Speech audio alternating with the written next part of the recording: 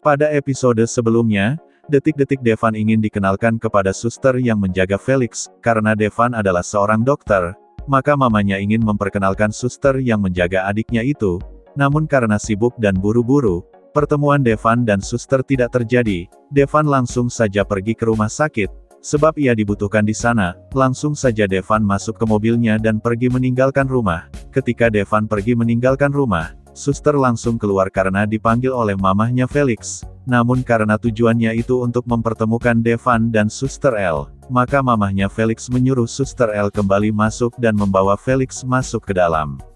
Namun namanya jodoh, pertemuan Devan dan suster L tidak bisa dielakkan. Pertemuan suster L dan Devan di suatu malam, saat semua keluarga berkumpul untuk makan malam, tiba-tiba saja Devan pulang bersama dengan Manda yang menjadi calon istrinya. Suster L shock melihat itu, sebab ia terkejut kenapa Devan ada di rumah ini, padahal ia sudah berusaha untuk lari dari orang-orang yang mengenalinya, sebab ia sekarang masih menjadi tersangka atas kematian kakaknya sendiri, padahal kematian itu bukan suster L pelakunya. Begitu juga dengan Devan, ia shock melihat ada wanita yang sangat mirip dengan Nara ada di rumahnya. Devan mengira ini adalah Nara, gadis yang ia cintai, gadis yang ia cari-cari selama ini. Namun gadis ini bukan Nara yang ia kenal, melainkan sekarang ia melihat gadis yang mirip dengan Nara, gadis yang menjadi suster adiknya. Gadis ini bernama Suster L. Untuk memastikan hal tersebut, Devan langsung saja mencuri kesempatan jika ada sedang berdua, atau melihat Suster L sendirian. Devan bertanya kepada Suster L, apakah kita pernah ketemu? Atau kita pernah mengenal? Devan berharap bahwa Suster L mengenalinya, dan berharap bahwa apa yang ia pikirkan benar adanya. Sosok wanita yang ada di depannya sekarang adalah wanita yang selama ini ia cari, yaitu Nara, cinta sejati Devan sejak dulu. Karena Devan sangat yakin dengan apa yang dia lihat, sampai-sampai Devan mengikuti Suster L ke rumah Bayu, dan memaksa Suster L untuk mengaku kalau ini benar Nara, gadis yang ia cintai. Namun Suster L masih tidak mengaku. Justru Suster L bilang kepada Devan, bahwa ia salah orang, tapi tetap saja Devan tidak yakin. Sebab ia merasakan cinta itu tumbuh kembali setelah melihat Suster L, bukannya mendapatkan jawaban. Justru Devan harus menerima kenyataan, karena Bayu datang menolong Suster dengan mengatakan, bahwa Suster adalah istrinya, dan meminta Devan tidak mengganggu istrinya lagi. Setelah lepas dari penasaran Devan, justru Suster L kembali terjebak di kondisi yang sama. Kini Osman yang berhasil bertemu dengannya.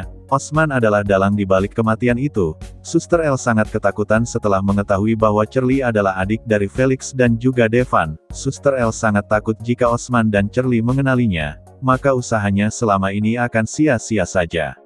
Bukan hanya Suster yang ketakutan, Osman juga sangat ketakutan. Jika Suster yang ada di rumah Felix benar Nara, maka semua akan terbongkar. Maka dari itu, Osman mencoba menyelidiki siapa Suster L sebenarnya. Osman mencoba mengikuti Suster L, sampai-sampai Osman melihat Suster L pergi dari rumah dengan menggendong seorang anak kecil. Osman semakin yakin, kalau itu Nara, namun untuk lebih meyakinkan Osman ingin langsung melihat, apakah anak kecil yang dibawa Suster L adalah Emil, keponakannya yang lama hilang. Namun usaha Osman seperti tidak akan berhasil, sebab Bayu lagi-lagi datang untuk menolong Suster L.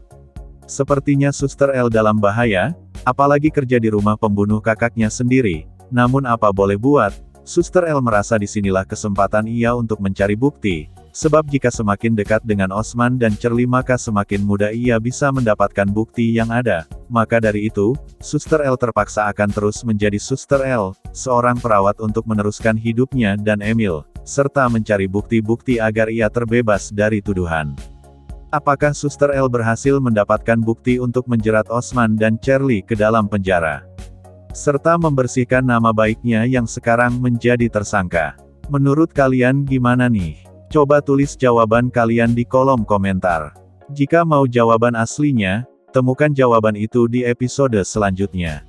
Sekian informasi yang bisa kita sampaikan. Untuk teman-teman semuanya, jika menurut kalian informasi ini bermanfaat silahkan klik tombol like di bawah. Jika tidak silahkan kritik kami di kolom komentar. Terakhir kami ingatkan untuk jangan lupa klik tombol subscribe, agar kalian tidak ketinggalan video-video terbaru dari kami.